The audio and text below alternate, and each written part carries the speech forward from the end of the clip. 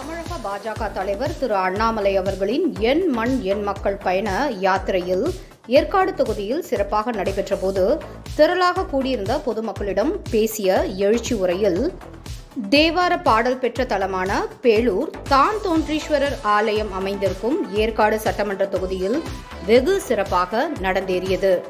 திருச்சிக்கு வருகை தந்திருந்த மாண்புமிகு பாரத பிரதமர் திரு நரேந்திர மோடி அவர்கள் சேலத்துக்கு சுமார் 1200 கோடி மதிப்பிலான 41.4 கிலோமீட்டர் தொலைவு சேலம் மேக்னசைட் சந்திப்பு ஓமலூர் மேட்டூர் அணை பகுதிக்கான ரயில் வழி தடங்களை இருவழிப்பாதையாக்கும் திட்டத்தையும் தொடங்கி வைத்தார். கடந்த 2014ஆம் ஆண்டுக்கு முந்தைய 10 ஆண்டுகளில் தமிழகத்திற்கு மத்திய அரசிடமிருந்து எவ்வளவு பணம் கிடைத்ததோ அதைவிட 2.5 மடங்கு அதிக பணத்தை நமது பாரத பிரதமர் மோடி அவர்களின் அரசு வழங்கியுள்ளது.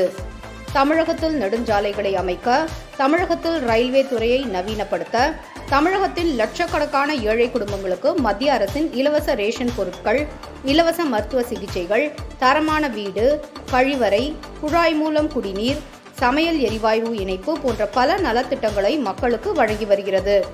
கடந்த 9 ஆண்டுகளில் 10.76 லட்சம் கோடி ரூபாய் நமது மத்திய அரசு தமிழகத்திற்கு வழங்கியுள்ளது. தமிழகத்தில் சுமார் 7 லட்சம் மலைவாழ் பழங்குடி மக்கள் உள்ளனர்.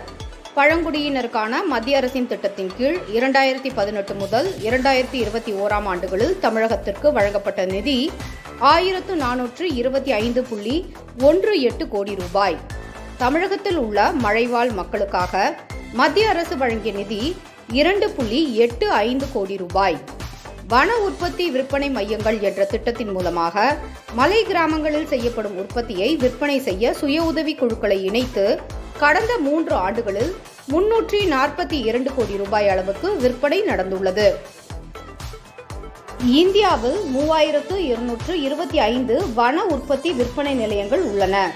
நாடு முழுவதும் 694 ஏக்கலைவா மாதிரி பள்ளிகள் உள்ளன. அவற்றில் 1,15,169 பழங்குடியினர் சமுதாய மாணவர்கள் படிக்கின்றனர். தமிழகத்திற்கு 6 ஏக்கலைவா மாதிரி உறைவிட பள்ளிகளை வழங்கியுள்ளது நமது மத்திய அரசு. அதில் 2488 மலைவாழ் பழங்குடி மாணவர்கள் பயின்று வருகிறார்கள். இந்த பள்ளிகளுக்கு இந்த ஆண்டு 8.67 கோடி ரூபாய் நமது மத்திய அரசு வழங்கியுள்ளது. இந்தியாவிலேயே முதலாக ஒரு பழங்குடியின பெண்ணை ஜனாதிபதியாக்கியது பாரதிய ஜனதா கட்சி. மத்திய பிரதேச மாநில முதல்வராக ஒரு பழங்குடியின தலைவரை தேர்ந்தெடுத்துள்ளது. ஆனால் சமூக நீதி, திராவிட மாடலாட்சி என்று வாய்க்கிழிய பேசும் திமுக ஏற்காடு மலை கிராமங்களுக்கு சரியான சாலை வசதிகள் கூட செய்து தரல.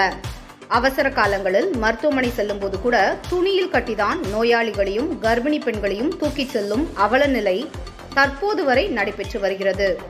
சேர்வராயன் மலைப்பகுதியில் உள்ள 93 குக்கிராமங்கள் பல தலைமுறைகளாக சாலை உட்பட அடிப்படை வசதிகள் இல்லாமல் உள்ளனர்.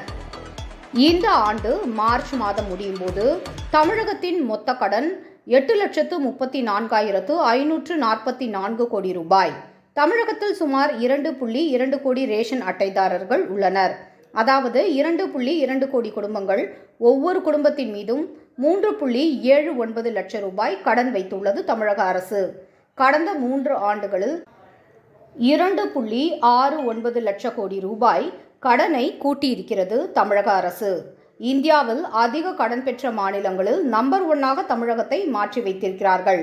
கள்ளக்குறிச்சி பாராளுமன்ற உறுப்பினர் கௌதம் சிகாமணி தொகுதிக்கு வருவதே இல்லை.